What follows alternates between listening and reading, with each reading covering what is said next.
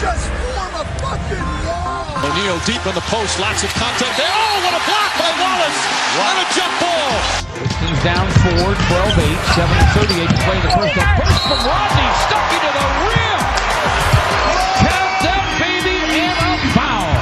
Reggie inside for Andre and a dynamite dunk. Pistons fans, hello and welcome to another edition of the Palace of Pistons Podcast. Brendan Johnson, Aaron Johnson, Ryan Paye, all here with you this week to discuss, well, our kind of pitiful basketball team here in Detroit. But boys, everything going well this week. The Pistons continue to trend, hopefully, to better draft position as the days go on. How we doing, boys? You know, I would say that I'm doing well, but I heard that my two co-hosts here alongside me have been talking some ish about me. Having a good time last night, I hear. And, you know, that's okay. I'll bring the fire today, and we'll talk afterwards. So salty. Get over yourself, Aaron. Yeah. So self-righteous. Thinking all we talk about is him. I know. Okay, take it easy. Such a youngin' over here. It's all right. I get it. He's just mad his 2K player is a 79 and can't get any better. That's Aaron's problem. Yeah, I gotta dump a bunch of like VC into like making my guy better. Just bought the $100 pack of $450. Is there a $250 pack? Because I might need that. Ryan, what's your player? He's a 93. Oh. What's yours, Aaron? Oh. I think he's like an 83, 84? Wow. 84, Big discrepancy, though. Big discrepancy. The difference between 84 and 93 is tremendous. So. Yeah. Absolutely tremendous. We know who the real 2K player is here. That's going from like a, I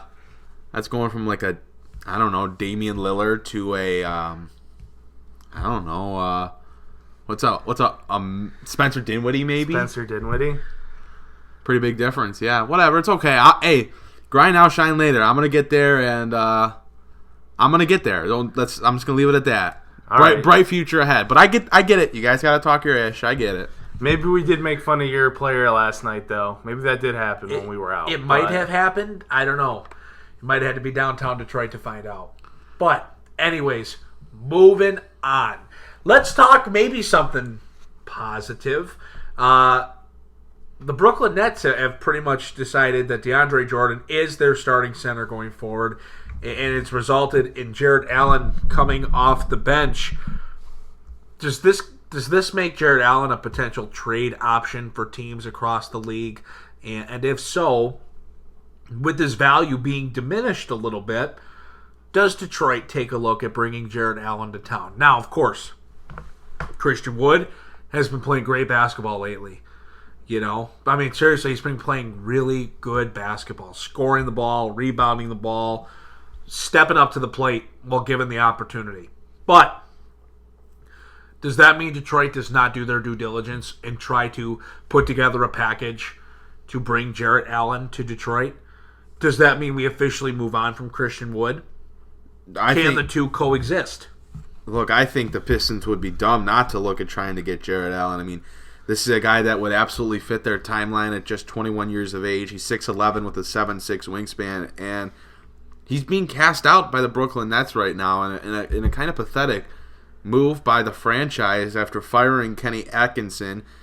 Don't tell me it's not because of the thought process of Kyrie Irving and maybe even Kevin Durant, even though Durant at the press conference when he was introduced by the Brooklyn Nets said that he was a big fan of Kenny Atkinson, but this is a move by the Brooklyn Nets franchise to coddle their stars and let the stars run the show. It's as simple as that. This is what the decision is, and Jarrett Allen is one of those guys that isn't favored by Kyrie Irving. Kyrie was talking about early in the year the young core that the Brooklyn Nets have. He talked about Spencer Dinwiddie. He talked about some of the other guys on their roster, Karis LeVert, another name. But he specifically left out Jarrett Allen, who has a ton of promise, and isn't a guy that's going to go put up ginormous numbers, but a very good rim protector. He's averaged nearly a double-double this season at 11 points and 9.5 rebounds per game. He averages over an assist per game, over a block per game. Very efficient shooter from the field, even though he doesn't spread the floor or anything. He's a rim runner, a pick and roll guy in that regard. But a guy that played under 26 minutes and had that production at 21 years of age in his third season is being cast away and is now being moved to the bench in favor of 30-plus-year-old DeAndre Jordan, who is on the back legs of his career, has not been very good for the past couple of years now maybe, and has no business playing over Jarrett Allen. Remember, and we said this last week on the podcast, the only reason that DeAndre Jordan is on the Brooklyn Nets is because Kyrie Irving and Kevin Durant required him to be part of any free agent signing. They said, we'll come to Brooklyn, we're bringing DeAndre Jordan with us. And DeAndre Jordan got a pretty large contract at $10 million per year for 4 years to come along and come off the bench. I mean, I guess he's starting now, but you signed a bench player on a center nonetheless. Not a very important position in today's NBA, especially backup-wise. And you sign him for $10 million a year. What Brooklyn is doing is mind-boggling after so many great decisions by Sean Marks and the head coaching position of Kenny Atkinson. Those two guys were such good hirings initially, and everything looked promising. And now, after a season where their two best players have been out, they decide to move on from the head coach, and now they're benching their young center prospect. But the Pistons would be smart to go after Jarrett Allen. Some view Christian Wood as a power forward. I view Wood as a guy that can play the 4 and the 5. But the problem is you have Sekou Doumbouya. He's been playing a lot of minutes at the 4. Now I think if you're able to get Jarrett Allen, you develop Sekou more so as a 3, which he can play. You let Christian Wood play a power forward, and then you have Jarrett Allen. And that's very, very intriguing. It's interesting. It has a lot of exciting potential, and you go from there. I mean, obviously you have some other spots on the roster, Bruce Brown, Luke Kennard, your first-round draft pick, whatever it may be. But Jarrett Allen being an addition to this team that's entering a rebuild would be really, really interesting. And it's something that, well, you kept Derrick Rose around. Brooklyn, obviously, they're leaning on veterans, and they want to build a veteran team. I'm sure that Kyrie Irving and Kevin Durant would welcome a guy like Derrick Rose. And maybe that's a trade chip that you have, so that in the summer, say, look, Jarrett Allen isn't part of your core. You're looking to add another veteran that can provide value for you. We have Derrick Rose. Let's begin discussions and see where it goes. I think that's worthwhile. 100%, Aaron. You have to do your due diligence if you're Ed Stefanski and his team. You have to. Brooklyn, like you said, I don't know what's going on there. Years of building a culture, building a young core, only to really throw it all away. Mm-hmm. I get it. It's Kevin Durant. I get it. And it's Kyrie Irving. I get it. But all that building to just give up on it and hand the keys over to the players, it's an interesting way to go about business. Especially when you've invested so much time and effort into it. Right. It's a move to want to win. And when you have a guy like Kevin Durant in town, I think you have to oblige. You know, the thing is, I think it's more so Kyrie Irving. It's not a secret that every franchise Kyrie Irving goes through dissension. Cleveland, a lot of problems there. I mean, obviously, he demanded a trade out of Cleveland after winning a championship want to reunite with Ty Lue? LeBron James. Does he want to reunite with Ty Lue, though? He goes to Boston. Dissension. They I wasn't struggle. kidding about that. Oh, well, I think I've already seen that circulating on Twitter, is that he wants Ty Lue to become the next head coach in Brooklyn. But, I mean, wherever he goes, there's dissension. There's issues. And I don't think that's a coincidence. I think it's because Kyrie Irving, for as talented of a player as he is, and as smart of a person as he is also a head case. And he brings those issues to the forefront in situations like this. Mm-hmm.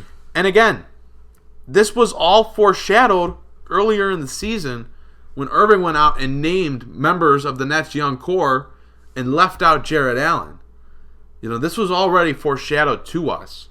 And for the Pistons, this is where they have to look to capitalize on a franchise stuck at the reins of their superstars and pounce and bring in, again, a 21-year-old center that produces as a defensive anchor and fits with your team in the long run. Right. I honestly love Jarrett Allen. I am a huge fan of Jarrett Allen. And that is, the Pistons have to do their due diligence on this. Aaron, great point with the Derrick Rose trade chip piece. I think that's very enticing to a team that's looking to win now with veterans, with their stars kind of calling the shots. Yep. That's a great backup point guard for them to have. And a guy that, when you talk about having a guy like Derrick Rose, he's just another guy that might be able to help recruit some free agents, some mid-tier guys that could help them win to Brooklyn to put them over the top. It's a win-win for both teams. It's both teams are put in the position they want to be in. The Pistons growing for the long term, the Nets winning now. It makes sense. Does Christian Wood immediately become not an option, though, if we go get Jarrett Allen? Can the two coexist? Would Christian Wood re-sign in Detroit? I honestly don't see why not. I agree with Aaron. I think Christian Wood is a 4 and a 5. So him moving and playing stretch 4 isn't some big issue to me. Right. I think he fits in there very well. So then you look at the roster, though, of next year you still have Blake Griffin. And what do you do with Sekou Doumbouya? Are you moving Sekou to the 3? Is that where he's staying? Are we developing him at the 3? Like, does he play the 3 and the 4? Do you have to just get flexible with your lineups? I think either way, and it's been needed this year, Sekou needs to be playing minutes at the 3 either way. Yeah. I mean, we've kind of talked about, a lot of people view Christian Wood as strictly a 4. I don't. I think, given time, Wood has gotten better at playing the 5. And I think we've actually seen a lot of growth in the recent weeks with him playing center. And I'm still a fan of small ball. I'm still a fan of the small ball and running him as a small ball 5. The guy can shoot. He can still rebound the basketball. I get it's more so, can he anchor a defense? Right, and that's the thing. I get that, but again, he's getting better. And you have Blake Griffin anyway. Are you going to bench Blake Griffin for Sekou Doumbouya at the 4 spot? If anything, if this franchise has told us anything, it is said that they're committed to the veterans, which is why I'm not even, I don't even think it's a possibility that the Pistons will trade Derrick Rose right now. Just the way that they continue to talk about him. But it's something that they should do. But you go in to the offseason, you're able to get Jarrett Allen, and obviously you still have Blake Griffin. So Blake Griffin is probably your starting 4 come next season. But you can then either start Christian Wood and bring Jarrett Allen off the bench, or, and again, this is something we mentioned last week, you're probably looking to trade Blake Griffin either way. I was going to say, are we sure Blake Griffin is here to begin the season? Can I be honest? And that's the thing that's so disappointing. Blake Griffin is really just kind of I don't know, it'd be like a nuisance to have him. It's like you need him to go. And that's so unfair to Blake, because Blake still did some tremendous things in Detroit. And I don't want that to get overlooked. I don't want that to get forgotten. And if nothing else, he was a great sport about everything. Yeah. Everything. He still is it. He still is. He's still at the games, communicating, a great sport, just a great teammate and a great person about all of it. But it's just not meant to be in Detroit. It's just not where it's not where it was at the beginning of the year, where hey, we think we can put something together to win. That's just not the goal anymore. Right. And Blake Griffin is part of a team that's looking for that. Right. Not part of a team that's looking 3-4 years down the road. And I know, Aaron, you've talked about Blake being the quote unquote Kevin Love of the rebuild, but the problem is Detroit has guys that can be playing those minutes. Cleveland's got a lot of young guards. Their guards are getting better, playing a lot of minutes. Detroit has, between Christian Wood and Sekou, and even if you're still trying to give a guy like Thon an opportunity, right? And Dante Hall. And if you were able to go get a Jarrett Allen, right? Then you've got that logjam there. You've got post players that need the minutes. You don't have 30. What's he gonna, if he comes back, it starts next year. What's he go to 32 minutes a night, 33 minutes a night? Is probably what he's playing. Blake 27. It's do they try to stretch him to 32, 33? Are they trying to win? Like you don't even have 27 minutes available. I know. And that's not because Blake shouldn't get those minutes. It's just that it's just not what's best for the organization. And sometimes, even if that's what it takes, it's what's best for the Pistons.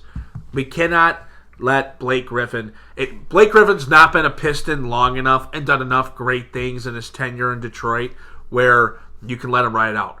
Like, you follow baseball, right? If you follow Detroit baseball, you look at a guy like Miguel Cabrera, right? Cabrera past his prime. Now, will he have a better year this year, down 25 pounds and looking like he might be able to run to first base again? We'll see.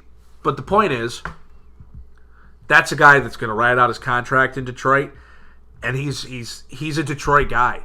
Like, you're not going to trade Miguel Cabrera. Even if somebody wanted him, I would be opposed to it. I think he's a Tiger for life, right? He came here after from that Marlins trade, and you don't lose him. He rides it out because he's the Triple Crown. He's the guy that's gotten to the World Series. He's the MVP face of the Detroit Tigers, right? Through the good and the bad. Blake was good for 1 year here. And that's not to sound like a jerk, but he had one real season. Blake's not a lifetime Piston. He'll be remembered as a Clipper anyways. He'll be remembered for his early years in the Clippers. Put him in an organization that he can go win. Or even if it's another middle-of-the-road organization that wants to take a chance on him and sees him as an opportunity to help them step forward. It's just not for a team that's trending towards a top 3 pick in the NBA draft. I still think a team like Portland may get desperate enough this offseason to trade for Griffin. But back to the main point of where I was trying to go is you go into next season with Jarrett Allen on your roster. You have Christian Wood. I'd assume you still have Blake Griffin because I don't know if a team is taking on Griffin in his contract in the offseason, considering the level of play he played at this year and the injury he's had. And then you have Sekou, and it's a logjam, no doubt about it. But again, the goal would be to trade Blake Griffin, and maybe Jarrett Allen has to come off the bench or Christian Wood has to come off the bench for the first, until December 15th when everyone becomes trade eligible. And that kind of sucks. But if you're thinking long term, then you got to do it. Mm-hmm. If you're thinking long term, right? Because the other thing that comes into play here, if Blake Griffin's still on the roster and he's playing anywhere from 25 to 30 minutes a night, Dwayne Casey's going to run that offense centered around giving the ball to Blake, running those ISOs, post-ups in the short corner, Blake go to work. Well, the thing is still going to make Blake the main centerpiece of the offense? He's going to. We know he's going to. That's the other problem. In the most ideal situation, Blake Griffin's starting and playing 25 minutes per game, max, which then allows Jarrett Allen and Christian Wood to both play around 30 minutes per game. Right. And then Sekou's getting pretty much all of his minutes at the three spot. Maybe he's getting a few at the 4 spot. And then your guard situation is Luke Kennard, Bruce Brown, fingers crossed. It's your weekly Killian Hayes mention. And then you have, whatever else. But your core is out there. And in that scenario, your core's getting a lot of minutes. Right. I don't think the Pistons do that, but in an ideal world where I'm running the franchise, that's how my team is being run. Yes, I'm playing Blake Griffin because he's on my roster. And am I going to have some other veterans? Yeah, Tony Snell's going to be on this team next year. He's going to be in the rotation. Yep. He provides some value, and I get that. But I just laid out a blueprint for my two bigs to get about 30 minutes a night. Sekou's getting a lot of minutes, and then my guards will have all the time in the world on the court. Even if Killian Hayes is who the Pistons draft, even if he comes off the bench, he's still going to get a lot of minutes because I have Luke Kennard at the 2 spot. I have Bruce starting at the 1. Well, Bruce can slide over to the 2, and Luke could play some 3, and Killian can be the 1. Killian can play the 2. You have versatility. It's all right out in front of you for this team to kind of mess around with their core, play their young guys, move them at different positions, see where they succeed, see which guys fit together. But full circle, going back full circle, Jarrett Allen is absolutely a guy that the Pistons should be inquiring about, especially since it seems like this is setting up to where a team is able to nab him for something that isn't of ginormous value to the team sending out said piece or pieces. Right. So we could go in a couple different directions here. And we have a few things we want to hit on throughout the podcast. But I think what makes sense, you just kind of laid out the roster for Detroit next year. And let's say in theory that they go trade for Jarrett Allen. It would be nice if they could do a D Rose for Jarrett Allen straight up, just swap. But let's say this happens, right? You have to look at your second unit, guys coming back. You talk about some veterans on the roster. Well, how about guys like Brandon Knight and John Henson, who you just acquired at the deadline this year? Do you re-sign those guys? Do either of them have some value? I mean, they've both contributed during their time so far here in Detroit. And again, contributed to a team that's losing, which is exactly what we want them to do. And in theory, it's kind of what we want them to do next year, to try to position for another solid draft pick. But are we thinking that there's a value to re-signing them, to filling out your roster? Or are we trending in just youth movement? Let's get Jordan Bone up here. Let's get Dante Hall up here. Let's get some other young pieces. We don't need these guys. I'm not opposed to it, honestly. I think Henson provides some decent value. And let's say they do. Let's say they trade for Jarrett Allen and they don't trade for Jarrett Allen. Does your answer differ? Honestly, probably not. I mean, John Henson's a backup center, and the Pistons, you know, when John Henson's on the court, they look a little. They don't look like they don't have a center on the court. I would prefer John Henson over re-signing a Thon Maker. Let's put it that way. And that's John Henson's a guy that's not going to take up salary cap. He's a minimum kind of contract guy. And Brandon Knight's kind of in the same boat. He's a guy that can play the 1 or the 2.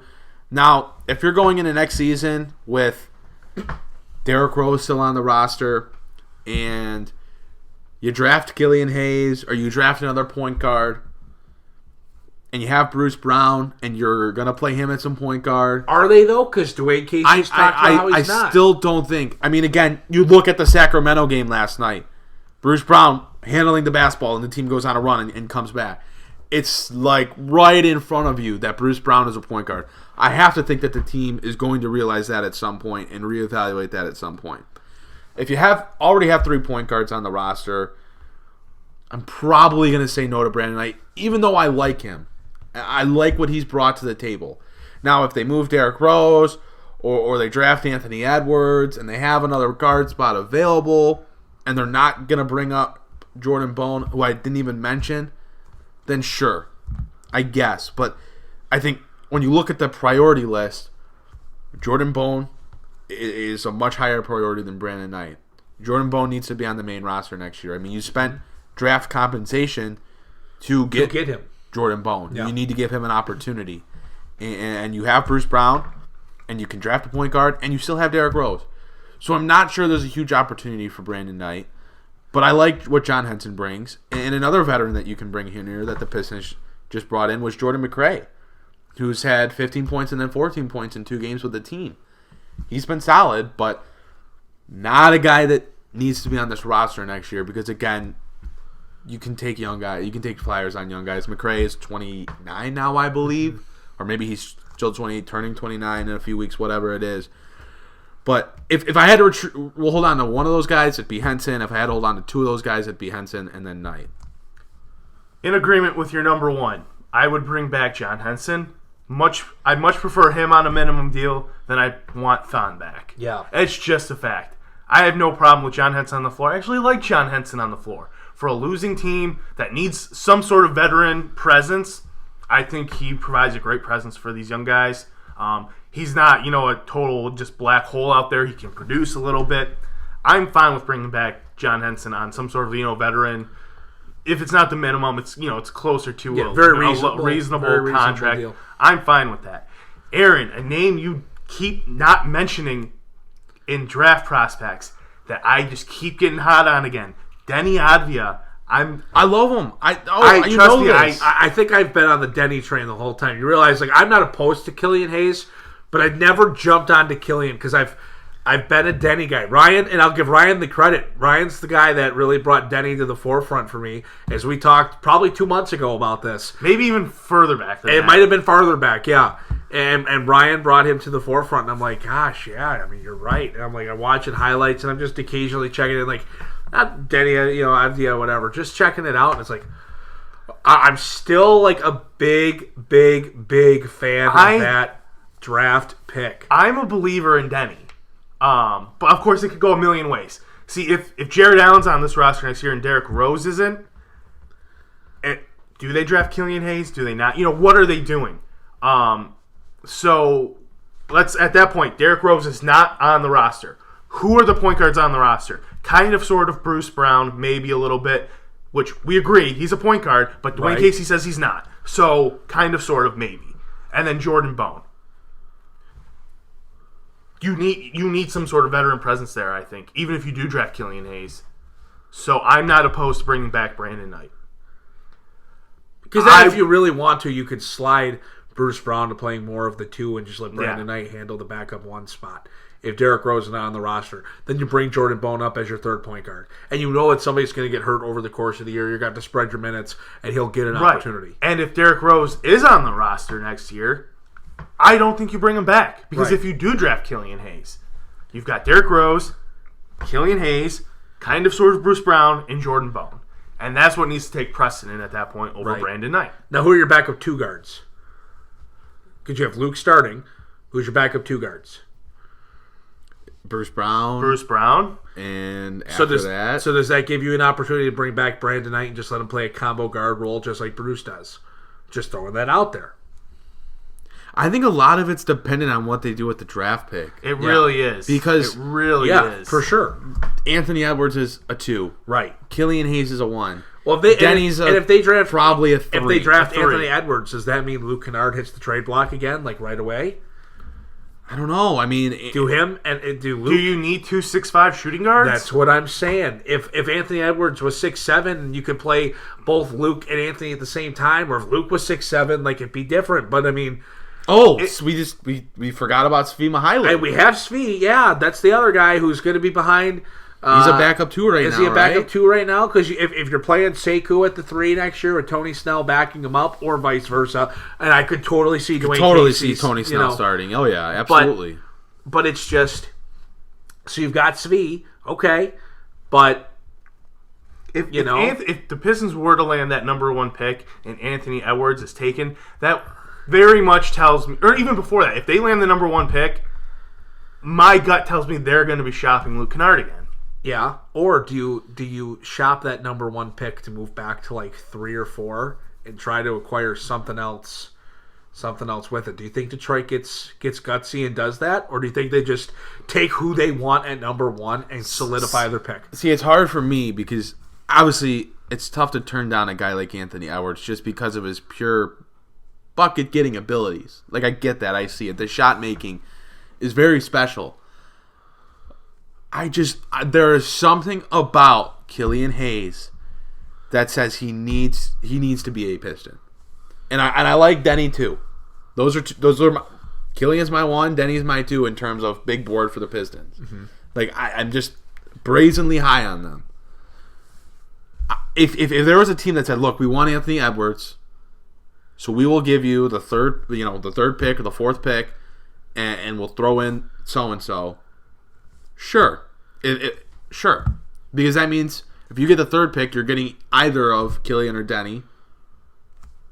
You're getting one or the other, I mean. And you could get some value. I don't know if that's going to be a thing. I don't know if anyone's high enough on... I was going to say, how valuable is the number 1 pick this year? Right. I don't know if anyone's high enough on that. Plus, I feel like there's going to be enough other teams trying to trade their pick anyway. Unless if there's somebody at 3 that wants Anthony Edwards and knows, like, hey, maybe Detroit's not going to take him, but now I've got to worry about number 2, him going. I need to move up and get him. That's the only way. It really is. Because this draft class, I think there's going to be some real good players out of it, but nothing strikes you as, I have to have it. Not on draft day, right? Could this class end up being one of those classes you go back and be like, dang, like they were loaded and they didn't realize how talented this class is? possible. I think this class has gotten better, honestly. I think it's definitely trending in the right direction in terms of is it good or bad. I think agree. It's definitely trending. I agree. That it's a better draft class than what was talked about at the beginning of the year. It's just at the very top. I mean, is there a mega star that a team would want to go get that number 1 pick for? If you're not completely sold on it, you know what I mean? Yeah, I'm in agreement. I think this draft has a lot of guys, first round level guys. I think the second round is kind of a crapshoot, but good teams find that player. There's always going to be some players in the second round that you can get. Good teams will find them. I think it's going to be a little bit harder this year. I think there's just not as much talent, but real quick, what I was thinking about as a wild card here into kind of our conversation and what you do with Brandon Knight? Where is Davidas Servidis at the end of it this year? Yeah, what are the Pistons? I think I'm just for the timeline of if he comes over, he needs to be in the G League to get that experience too. But I mean, honestly, I don't know how he's doing right now. What is he above? Is he ahead of schedule? Is he behind schedule? Is he just kind of on pace? Right. What's the wild card with that look like? Yeah. I'm thinking they didn't draft it. They didn't trade a ton of assets to go get him for nothing. Okay? Yeah, they have some sort of belief. There's belief in a plan there. So how does that mess with everything in terms of roster construction and bringing back Brandon Knight? Yeah. I mean, I think there's a lot of variables. I think at the most, Servidis is probably a guy that's in the G League next year at his best, if not overseas again. I like Brandon Knight. I've enjoyed watching him in a Piston uniform again because in my younger days, I enjoyed watching Brandon Knight in his original stint as a Piston. But it's just hard to see a circumstance where there's a need for him on this roster when there actually is going to be a circumstance in which John Henson is worth a roster spot. That's just kind of where I am on that. I agree. I agree. Gosh, I'm just looking through these different mock drafts. I mean, Denny's down at 7. I saw Denny as high as 2 last week. Looking at a CBS Sports one, they've got him at 7 and Killian Hayes at 10. Oh, man, dude. If Killian Hayes is at 10, wow. Trade back then. I mean, my goodness. If teams don't consider him to be a top 3 consideration, that's wild to me. Yeah. He's playing pro ball and doing a lot of great things and has gotten so much better throughout the season. It's crazy to me. I mean, the same thing is happening with Denny. He has gotten so much better in so many aspects throughout the season with his outside shooting, with his playmaking. Those are 2 guys that I don't know. If I was evaluating this draft class, it's Anthony Edwards, Killian Hayes, and Denny. And then sure, Tyrese Maxey and Obi Toppin, or however the hell you say his name. There's a few other guys, but my top 3 are Edwards, Hayes, and Advia. Tyrese Halliburton is who they have Detroit taking at number 4, the Iowa State point guard. That's another guy that I continue to see mocked to the Pistons. Yeah. Shoots the 3 ball well, 42%. Kind of has a weird shot for him, though. I don't know if it's an NBA shot for him. I don't know if it's something that works. I mean, I get that's kind of a weird thing to say, but just with how long it takes to get off. The thing that's attractive about that pick, 6'5" point guard, good defender, good length, it gives you some size at the point guard position, shoots the 3 ball well. There's some intrigue there. Not steering away from Killian Hayes or Denny, because to me those are 1-2. Anthony Edwards doesn't even shoot the 3 ball well. That concerns me a little bit. I mean, I think it's tough for him on a Georgia team that doesn't have a ton of offensive talent. He's kind of got to be the guy and has to do a lot off the dribble. So I think that definitely drags his percentage down a little bit. But even if it drags it down 6%, that would make him a 31% 3-point shooter or whatever. He's like in the 20s. He might be 29% 3-point shooter.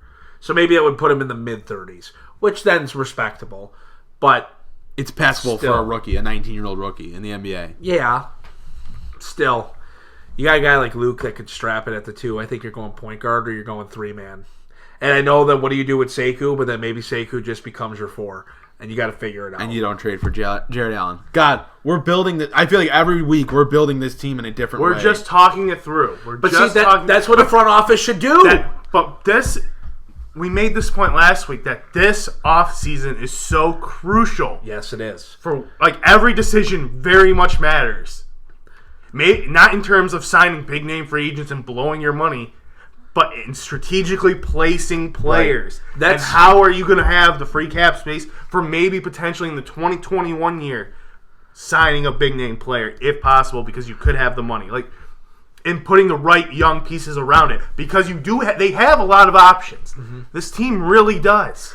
And I really, at least at this point, early March, I like Detroit to look at a point guard in this draft, because they know they don't have a solidified point guard, and Sekou may be their solidified 3-man.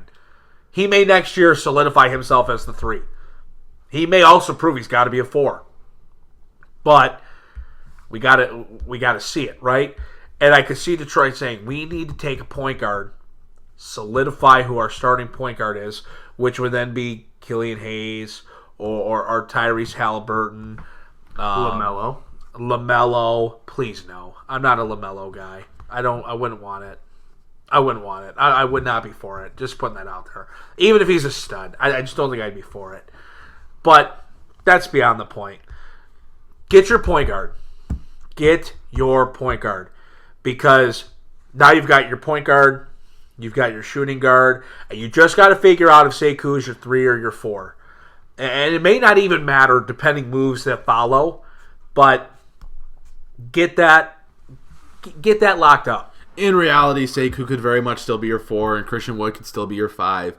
Because in reality, the Pistons are likely not going to be able to trade for Jarrett Allen. Right. That's a whole hypothetical. This is us, again, building out the team in different ways, just like we did last week with Spencer Dinwiddie. But that's why it would be Ingram. nice to have size at other positions, to where, let's say you're small at the center position. If you've got good size across the board everywhere else, that helps kind of make up for that. I mean, the Rockets are kind of showing you don't have to have a ginormous center. Right? Yeah, we'll see if that gets exposed in the playoffs, though. Yeah, we'll see. I mean, I'm not saying that the Pistons have the recipe to go out and do that. The Rockets also have James Harden and Russell Westbrook, two very good basketball players that certainly alleviate some of the different things that come with playing with a small ball 5 full term. So, no, but see, to me, like, this is kind of fun. Like, I enjoy taking the roster different ways, and I think it kind of puts light to how important this offseason is. This is the offseason where the Pistons really have to determine their true direction and their true identity. No, this is their setup offseason. Oh, yeah. This is their setup. This draft kind of is... The draft is huge. The draft is huge because it will set up their offseason. If they draft a point guard, they need to address the wing. If they draft a wing, they need to address the point guard spot, and they need to figure out if they... you don't need to go out. You don't need to go out and make a splash signing, though, because let's say you draft a point guard, then you're looking at whoever you draft: Luke Kennard, Sekou, Christian Wood, and then probably Blake. Or if you trade Blake, like, you got guys in place. So to me, there's no need to go out and make any kind of big splash signing. There's nobody that's going to come in and start over your guys that you already have. Right now, if you don't trade for a 5, if you don't trade for a 5, Sekou may start at the 3, but then when you bench Blake, you may just slide Sekou 4 and run Svi out there as your 3-man. Yes, you'd be a little undersized, but that's an option if you go point guard. Whereas if you draft a 3-man, right, let's say you draft Denny, then you just start Bruce Brown as your point guard.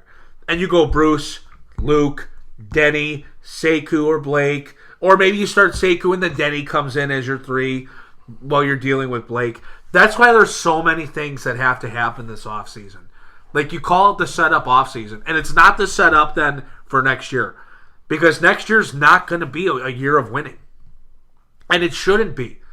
It should be a year of solidifying another pick. Where if you go point guard in this draft, then it allows you to go 3 or 4-man in the next draft, whichever Sekou isn't. And if you go 3 or 4-man here, let's say you go 3-man in this draft, you take Denny, then it allows you next year to get your point guard. But it just makes sense. It's such a point guard heavy class, especially in the top part of this draft. Get your point guard, unless if you decide to take Denny, because I am not opposed. Get your point guard, and then build from there. Right? That's kind of the direction that makes sense. Now, if you take Denny, of course, you got to look at getting a point guard next year. And maybe because everybody got their point guard this year, it allows you to capitalize on the best one available next. There's a thought process to that, too. So, different options, right? But at the end of the day, they cannot start making moves to try to start Tony Snell and 2 other veterans and go out and compete for an 8 seed next year. Oh my gosh, you'd lose everybody.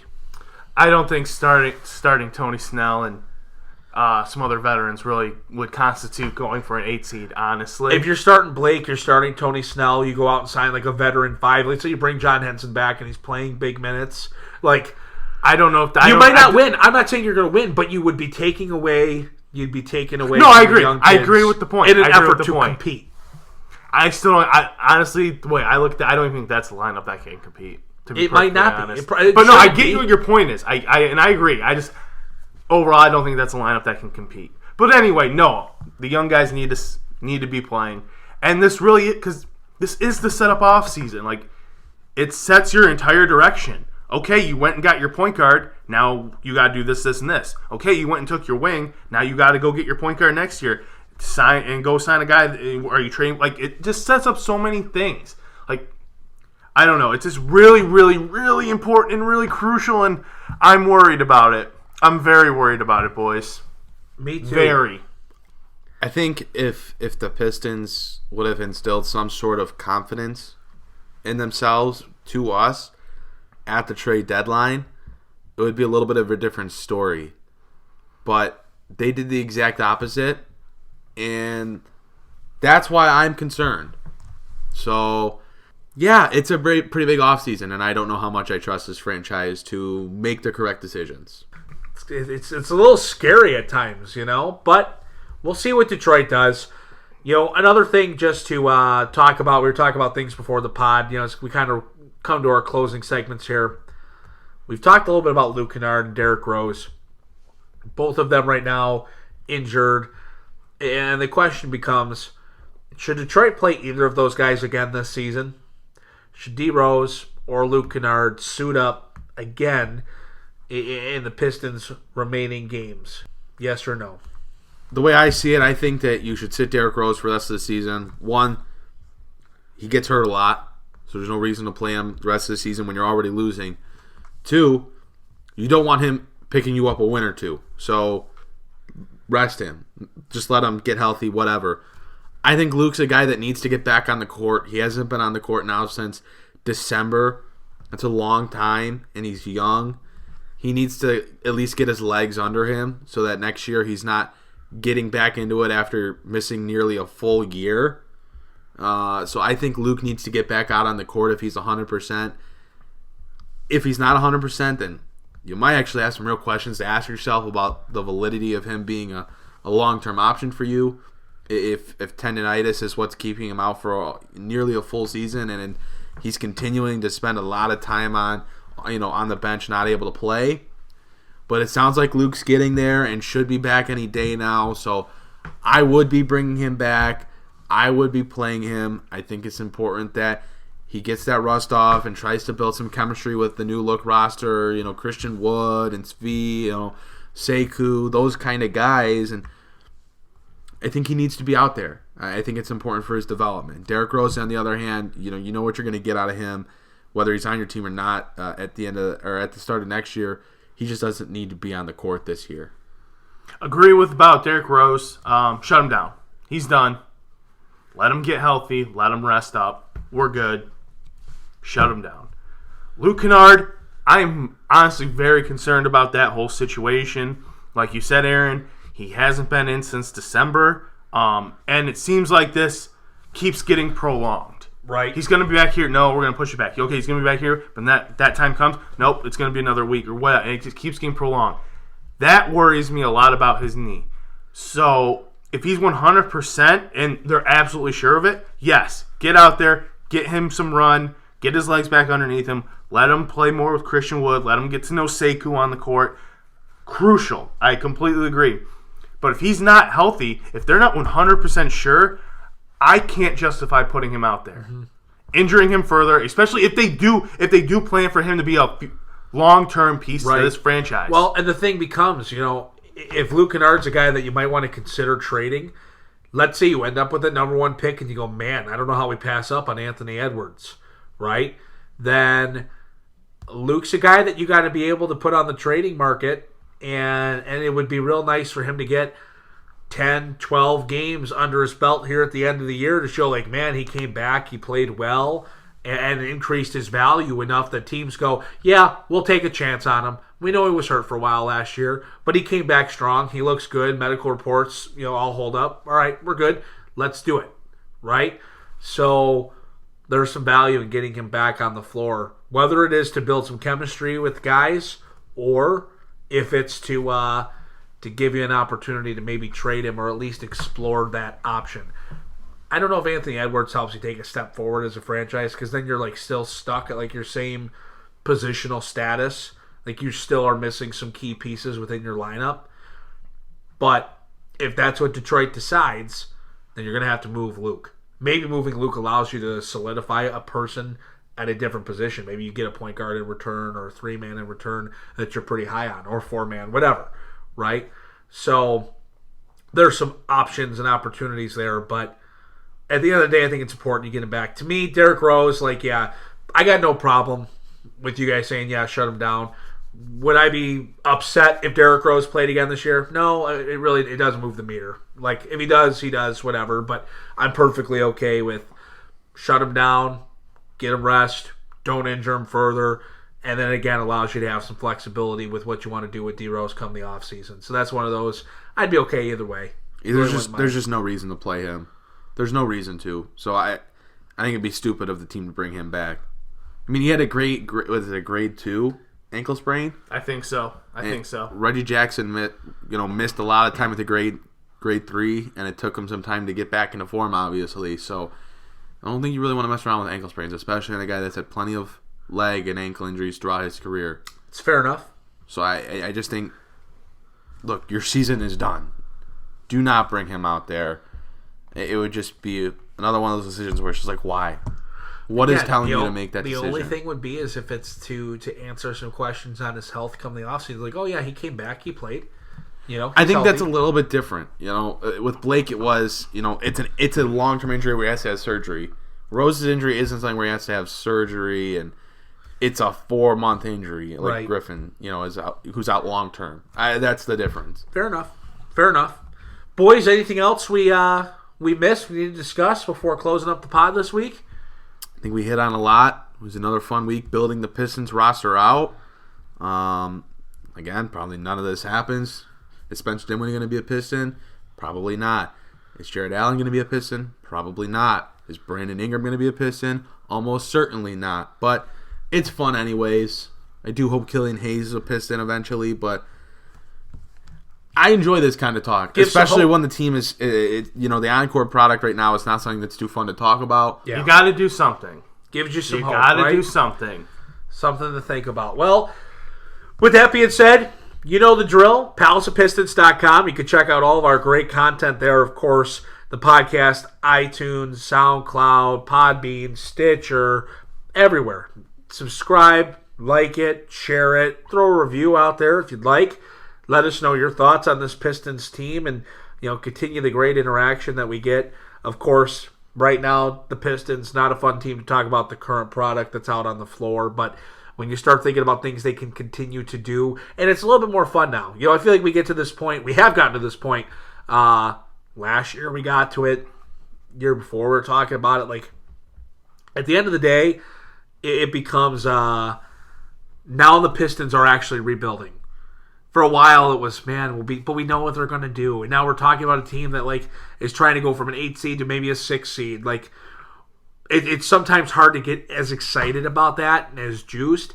And now you really get to look at a team that's going in a new direction, that's young, that's a totally new look roster, and at least you've got some nice core pieces in place, and you should have a nice draft pick to pair with that in June. So some positive things to look forward to, some positive energy, hopefully, and we can continue to at least give our thoughts, ideas, and see what Detroit actually does as we approach the offseason. But with that being said, appreciate the listen, appreciate all of the support, the follows, the likes, and all that good stuff, and we'll see you next time here on the Palace of Pistons podcast.